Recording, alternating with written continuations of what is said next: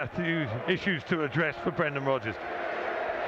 Probably primarily, how does he go about future games and approach them? Because I thought Leicester were a little bit too open today, really, against some of the quality of Arsenal, and ultimately paid the price. They could have tightened up, of course, in certain individual moments, but it was 4, could have been double that. Thankfully it wasn't, because that would have been unjust in the overall reflection of the game. I thought the scoreline, and this is not a very usual instance or occurrence, but I thought 4-2 was about right. How often can you say that? No, absolutely. It was a game that had absolutely everything. The Leicester players go over to the travelling section and warmly applaud the fans who applaud them back. Arsenal do the same to their supporters. It's 2 wins from 2 for the Gunners to start the season. They've beaten Leicester today by 4 goals to 2. Thank you very much, Chris. I'm Matt Elliott. Matt will stay with us, and I'll be alongside Matty Fryatt and Jerry Taggart as we assess that. It was an entertaining game, wasn't it? But obviously frustrating, disappointing from a Leicester point of view, obviously coming away with nothing. But from a neutral's point of view, I think they'd have been very entertained. But yeah, no, what are your overall thoughts, Jerry? Yeah, it's hard to be ultra critical, I have to say, because I thought Leicester were always in the game. They always carried an attacking threat. They scored 2 goals in a game. I think for me the crucial moment in the game is Arsenal's 3rd goal. Leicester get it back to 2-1. We seen what happened last weekend when Brentford got it back to 2-1, and the pressure was firmly put on Leicester and they couldn't hold out. Ended up 2-2, and you're thinking the same here. They get themselves back in the game, and then that crucial mistake for the 3rd Arsenal goal, and I think that was a turning point in the game. Yes, they'd done really well. James Maddison, good finish to get it back to 3-2, and then they go back up the other side. So back up the other end and go 4-2 ahead. But yeah, I think that was a turning point. But yeah, you can't really fault the players today. I mean, yes, we can pick bits out about the defending and analyse that, but I think in general, it's just one of those ones where you're just shaking your head and thinking, it could have been more. Matt's already said that. Well, the chances Arsenal had, but I think in general, it was a pretty entertaining game. And Leicester, I can't say they were poor, because they weren't. I thought they were decent. Yeah. It's one of those. It could have been. It was 4-2, could have been 4-4, could have been 6-2. It was just a strange game, wasn't it? And I think the heat probably played its part in that, in all honesty. And I think the guys on commentary were mentioning the effort that had been put in today. And when that happens, gaps are going to appear. I know, and some people will be like rolling their eyebrows at what I'm saying, but I'm telling you, try and play in that heat. It is not easy, believe you me. And the energy levels that the players produced today, was nothing short of fantastic. But when that happens, gaps appear and mistakes appear, and Arsenal took advantage of any mistakes Leicester made this afternoon. What are your overall thoughts? Similar to Tags, really. At the time when it's 2-1, you think, can Leicester sustain a bit of pressure, a bit of tension in the stadium with that goal back, the own goal?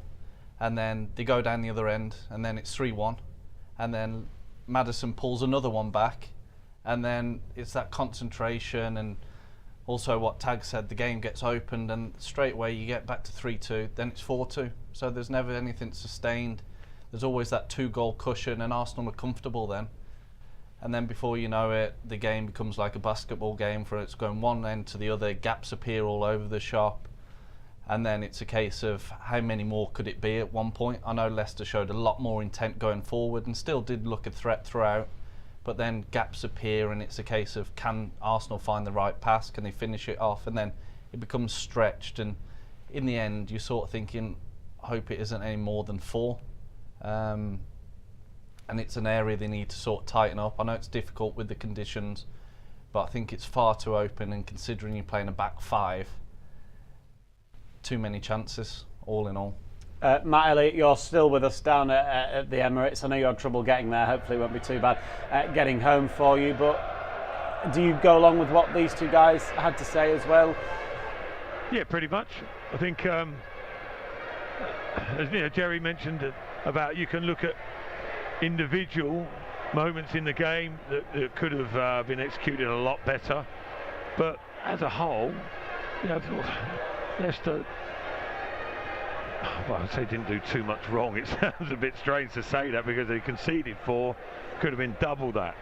But that was more down to how good Arsenal were, I thought, rather than being glaringly at fault, other than obviously the third goal. But I thought Leicester were quite courageous in the way they set their stall out. But I think in hindsight, Brendan Rodgers may change his approach, even if the system was the same. If Leicester were to have another go down here at the Emirates against the side with the quality that Arsenal have, because the 3 centre-halves were being stretched about, as we mentioned at half-time. As I say, it's quite adventurous to push the wing-backs in as high as they were last week against Brentford. Different kettle of fish here at the Emirates, and I thought that possibly contributed to a few problems for Leicester. But whichever way, back 3, back 5, back 4, this Arsenal team are going to cause any opposition problems. Jesus was on fire. Luckily he didn't have his finishing shooting boots on as well as he could have. If he had them, it did spell big trouble. But at the same time, yeah, exactly like the boys pretty much. Leicester did lots of good things. They looked quite confident in how they were playing. They looked fit, they looked strong at this stage of the season. That was something that was levelled against them last week at Brentford, that they tired. I didn't think that was the case today, really. They can't be too harsh on themselves. Not at all, because Arsenal are a very good outfit. Yeah, I think probably the most frustrating thing, Matty, has to be the timings of the goals. The fact that, as Jerry says, Leicester got back into it at 2-1, immediately Arsenal score. Get back into it again at 3-2, immediately Arsenal score. That was the biggest thing for me. It was 2-1, bit of hope, then it's back to 3-1, always got the cushion. And with Arsenal fans as well, you can feel that tension. They never had that, it was never sustained. The second Leicester pulled one back, then Arsenal get another goal, it's 2-goal cushion again. Then it gets into 3-2 and you're thinking, go on then, can we push on, can we nick one? And then they go down the other end, win the ball, and good strike by Martinelli, and it's 4-2 again. And then you're sort of chasing it, pushing men forward, and that's a difficult thing in terms of you're back in the game, a little bit of hope, but then that's the concentration. You're most vulnerable when you score. I know you want to build on the momentum, but at the same time, it's got back in the game. Can we go on, put them under pressure for a bit? But at the same time, they go and score, and then the pressure's off again, and then they relax, and then you're chasing. So there was never that straight away after scoring. It would have been interesting to see for that couple of minutes or so, can it keep a 1-goal lead? But instead, Arsenal go down the other end and punish, whether it's a mistake or when they're finished. They've always got that cushion and was never under a period of pressure. How do you stop that happening, Jerry? Stop what? Scoring a goal and then conceding straight away. Is there something that it's all maybe about 5 minutes where you're really solid again, but you've got the momentum, you want to go for it almost? Yeah, I think, well, obviously there's 2 parts to a game of football, and obviously when you've just scored, the opposition get the goal, so you make sure the number one thing in the back of your mind is you don't concede. And if and when you do win the ball, then you give it to the players that have caused the issues for Arsenal in beforehand. On that occasion, or on one occasion, it was obviously James Justin with Jamie Vardy, and obviously James Maddison with the second goal. But yeah, you don't make mistakes. It's as simple as that. Do not make any mistakes. And I'm not saying that, Martinelli's goal, there was a mistake. Dennis Pratt tried to let the ball run across his body. I know he's only just come on the pitch. And Martinelli wins the ball back and puts the ball in the back of the net. He does fantastically well, Martinelli, for what he said. But Dennis Pratt has to do better in possession of the ball. Or instead of, I know what he's trying to do. He's trying to let it run across his body. but there's no pace. There's not enough pace on the ball. So then you have to step in, shield the ball, and get control of it. That doesn't automatically give you momentum, but he was in a good area of the pitch, Dennis Pratt, when that ball is played to him. If he does get turned, he's broke the gaps, and he's through in the middle third. I'm running at the Arsenal midfield stroke back line, and unfortunately he wasn't able to keep a hold of the ball, and they go and score from it. I know it sounds pretty simple, but that was another big moment where potentially an attacking situation for Leicester was swiftly turned over, and it was a counter-attack for Arsenal that ended in a goal. And that's a crucial moment in the game. Again, you can talk about Arsenal's third goal. It's pure and simply, it's just a mistake from Danny Ward. Should have dealt with that quite simply, and ended up making a bit of a hash of it. Could you sense, Matt, in the stadium when Leicester got those 2 goals that there was a bit of a shift in mood and in feel around, but obviously then because the Arsenal goals came so quickly after that any sort of momentum that either the Leicester fans could have got or the Leicester players could have got pretty much was dissipated straight away? Yeah, well, that unfortunately that was the case. But I think, I know what you're saying. Sometimes you get a sense that as soon as the goal goes in, and panic stations, or you can hear people shouting and screaming and panicking in and around the crowd, on the touch line, even on the pitch sometimes. But no, is the answer that I would say. I didn't get the sense that they were panicking and all of a sudden going to have a flap on the pitch. As it turned out, it was the total opposite, wasn't it? But no, I think it was a little bit of like, oh, didn't expect that to happen. But you got the feeling that Arsenal had that confidence to go back and strike again, not as quickly as they did and not in the manner that they did, but they had that capability, didn't they? That they were creating chances quite consistently throughout the match. Not to say that I don't think people will be dismissive of Leicester making a comeback at all. People know what a sort of dogged team that they can be, and that they have capabilities of their own. But I thought there seems a bit of a confidence around Arsenal with the with the new signings, I think, primarily. And there were sort of bits and pieces of evidence last year, a little bit of an improvement. I know it tailed off at the end, obviously missed out on the Champions League. But this year there's a bit of a vibrancy and expectancy about Arsenal. And whereas in times before, possibly that would be the case. Leicester peg them back, and all of a sudden there'd be panic stations and doom and gloom and everyone sniping at each other. Didn't get that feel today. Mind you, didn't have much time to consider it. Were you impressed, Matt, with what you saw from Arsenal then in the flesh today? Yeah, very much so. I think they play quite an expansive game, as do quite a few teams these days, but Mikel Arteta makes no bones about that. He knows what's required here at Arsenal, at the Emirates, and he provided them with what they want. The supporters, it was excellent, attractive football, quite open at times.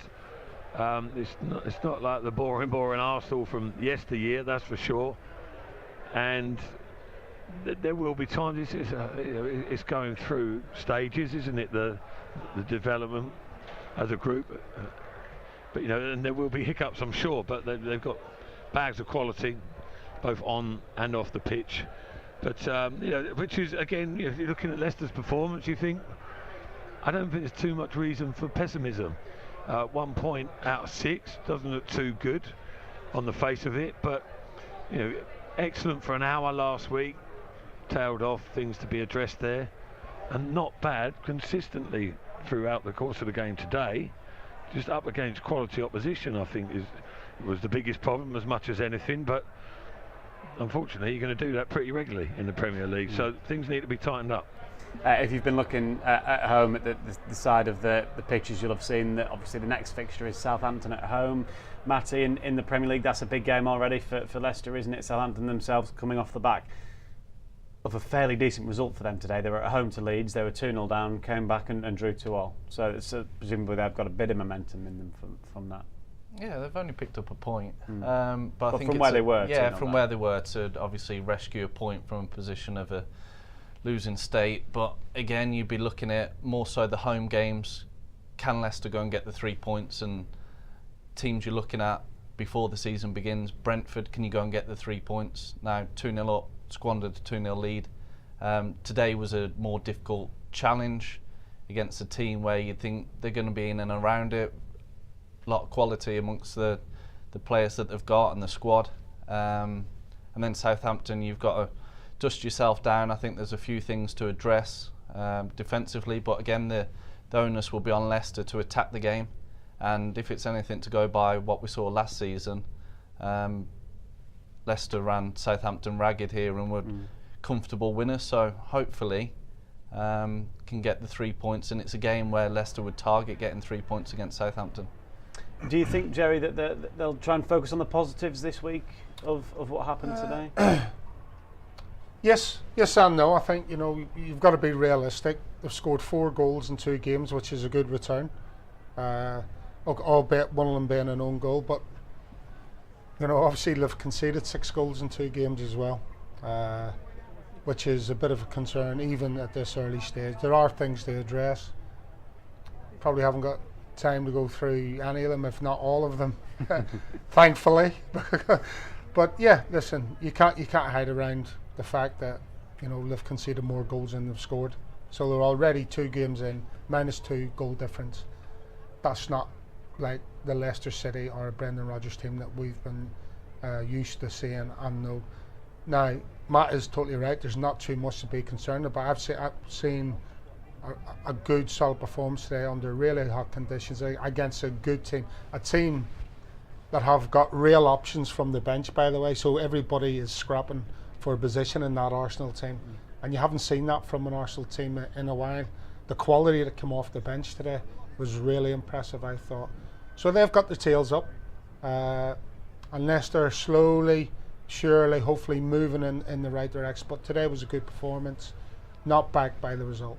I'll just very quickly run you through some of the other scores that have taken place in the Premier League today. In the early kick-off, Aston Villa beat Everton 2-1. It was goalless at the Amex between Brighton and Newcastle.